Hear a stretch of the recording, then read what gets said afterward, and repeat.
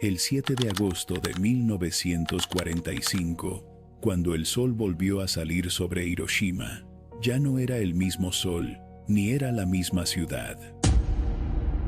Imagina abrir los ojos y no reconocer el mundo, no porque estés soñando, sino porque todo lo que conocías ha sido borrado. Las casas, las calles, las voces, el olor a sopa del desayuno, las bicicletas, los árboles, el tic-tac del reloj de tu abuelo, todo, fundido, evaporado, convertido en un silencio nuevo, absoluto, imposible.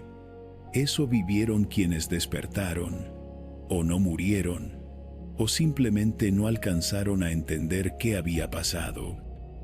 A las 8:15 del día anterior, el cielo se abrió como un párpado rasgado por un relámpago. Un punto de luz, suspendido durante menos de un segundo, se convirtió en el momento más letal de la historia humana. La bomba cayó y la ciudad se deshizo. En un instante, no es metáfora, no es exageración. En un solo segundo, Hiroshima dejó de existir. Lo que vino después, lo que nadie cuenta, lo que nunca entra en los libros de historia o en los discursos de los presidentes, fue el infierno en la tierra. Literal, cuerpo sin sombra, sombras sin cuerpos, personas caminando sin piel, ojos que no podían cerrarse, gritos que ya no tenían voz, silencio, el silencio más insoportable de todos, el del miedo sin nombre. Los pocos sobrevivientes, los que no murieron por la explosión, ni por el calor, ni por la onda expansiva, comenzaron a caminar sin rumbo entre los escombros, como fantasmas vivos, como insectos sin antenas, como humanos que habían sido arrancados del tiempo. Las madres buscaban a sus hijos con las manos, porque los ojos no les funcionaban. Los niños lloraban por sus padres, pero los nombres ya no tenían dueño. La ciudad ardía por dentro, aunque no quedara fuego visible. El aire era una trampa. Respirar dolía, tocar la piel dolía, estar vivo dolía más que morir. Las aguas del río Ota, que cruzaban Hiroshima como venas tranquilas, se llenaron de cuerpos. No cadáveres flotando, no, cuerpos vivos, ardiendo, lanzándose al agua para apagar el fuego de su piel. Pero el agua no ayudaba. El agua hervía. Muchos murieron ahí, en la orilla, abrazados al lodo, con los labios agrietados pidiendo una gota que no quemara. Los hospitales habían desaparecido, los doctores también. Los que quedaron lo hicieron sin herramientas, sin vendajes, sin morfina. Atendían a los heridos con manos desnudas, improvisaban gasas con trapos sucios, escribían diagnósticos en la mente porque no había papel. Las heridas no eran como las de la guerra, eran otras, nuevas. Las pieles se caían como cáscaras, las bocas sangraban sin razón. Nadie entendía, nadie sabía todavía qué era la radiación. Algunos caminaron decenas de kilómetros fuera de la ciudad para encontrar ayuda. En cada paso dejaban partes de sí, una uña, una lágrima, un recuerdo. Muchos murieron en el camino, muchos llegaron a lugares donde nadie quería recibirlos. Eran demasiado diferentes, olían a muerte, llevaban el polvo del hongo en el cuerpo, cargaban algo que todavía no tenía nombre. La gente les tenía miedo. No sabían si tocarlos, si abrazarlos, si ofrecerles agua o escapar. Y sin embargo, en medio de ese paisaje de horror, también aparecieron gestos imposibles. una mujer cubriendo con su propio kimono el cuerpo desnudo de un niño desconocido, un hombre ciego guiando a otro sin piernas, una anciana compartiendo el último arroz que le quedaba con una familia que no hablaba su idioma. Actos mínimos, invisibles, pero más fuertes que la bomba. Pequeñas rebeliones humanas frente al infierno. El día después de Hiroshima no fue un día, fue un eco, un trauma suspendido, una cicatriz colectiva que la humanidad no sabe cómo mirar.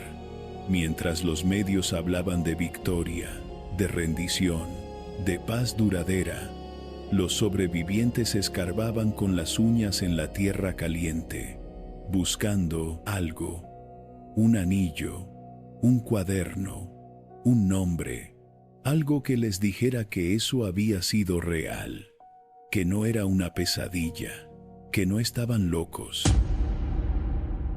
El día después, no hubo culpables, solo víctimas y cenizas. Y a pesar de todo, al caer la noche, alguien encendió una vela. La vela encendida en medio del polvo no era solo una fuente de luz, era una declaración, un acto absurdo y valiente, como plantar una flor en un campo minado. Alguien, quizás una madre, quizás un niño, quizás un monje que había perdido su templo, encendió esa llama diminuta como si el mundo aún mereciera un poco de calor. Y alrededor de esa vela, el aire pareció cambiar. Por primera vez, en muchas horas, o tal vez días, alguien respiró sin llorar. La ciudad se convirtió en un rumor. Desde las estaciones de tren lejanas, desde los pueblos colindantes, llegaban noticias imposibles. Hiroshima ya no era. Hiroshima era ahora una palabra nueva, un símbolo, un susurro que viajaba más rápido que cualquier telegrama. Algo terrible había pasado, algo que el mundo aún no sabía cómo nombrar. Y así empezaron a llegar periodistas, enfermeros, soldados, fotógrafos, científicos, con cuidado, con máscaras, con distancia. No sabían lo que pisaban, no sabían lo que respiraban, pero lo miraban todo, lo anotaban, lo archivaban, lo convertían en historia. Las cámaras tomaron las primeras imágenes de los esqueletos de edificios, de los árboles quemados, de los rostros sin edad, imágenes que darían la vuelta al mundo. Imágenes que todavía hoy, si las miras, te atraviesan el pecho como si hubieran sido tomadas esta mañana. Pero las fotos no alcanzaban, las palabras tampoco. Nadie podía explicar el horror de ver a una ciudad muerta, pero viva, una ciudad sin sonido, donde incluso los perros habían desaparecido, donde los relojes estaban todos detenidos en la misma hora exacta. Las 8:15, y sin embargo, la vida insistía. En un rincón, una maestra contaba historias a los pocos niños que quedaban. No cuentos felices, no.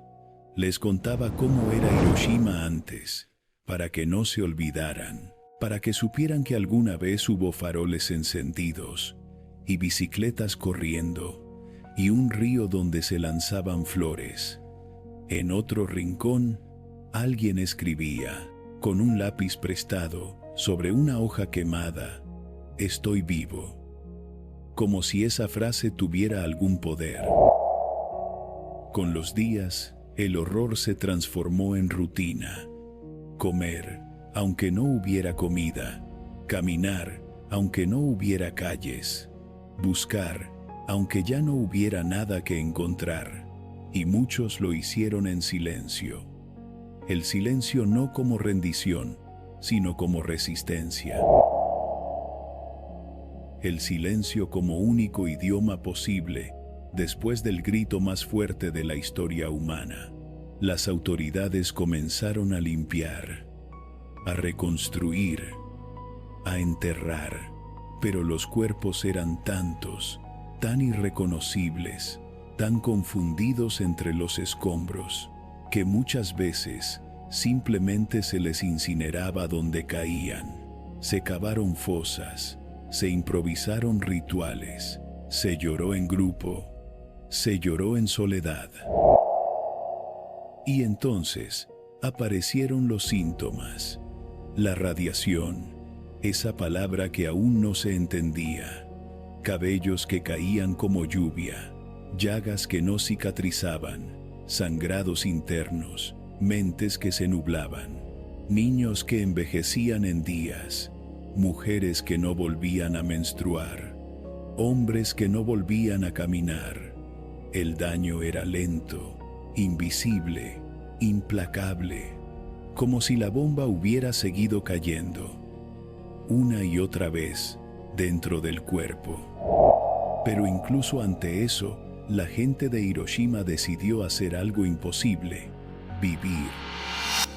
Pintaron con cenizas, escribieron con lo que encontraban, enseñaron a los niños a leer sobre piedras, levantaron refugios con madera chamuscada, cantaron, rezaron, amaron, porque el amor también sobrevivió. Se dieron la mano, se abrazaron y decidieron contar lo que habían visto, no para vengarse, no para alimentar el odio, sino para que no se repitiera, para que el mundo, al mirar hacia atrás, supiera lo que puede pasar cuando se olvida la humanidad. Años después, la ciudad fue reconstruida, con edificios nuevos, con flores, con escuelas, con tranvías que vuelven a sonar al atardecer. Pero si caminas por Hiroshima hoy, aún hay cicatrices, en los muros, en los nombres, en los ojos de los ancianos que vieron lo innombrable. Y sin embargo, también hay niños, riendo, jugando, corriendo por los parques que alguna vez fueron cenizas. Hiroshima no es solo la ciudad donde cayó la bomba. Hiroshima es la ciudad que decidió seguir de pie, la ciudad que eligió recordar, sin odio, la ciudad que aún en el día después encendió una vela, y mientras esa vela siga encendida, aún hay esperanza. Si esta historia te conmovió, si crees que hay verdades que merecen ser contadas sin adornos, sin filtros, con el alma abierta, suscríbete a Nodax Documentales, porque contar lo real también es una forma de resistir.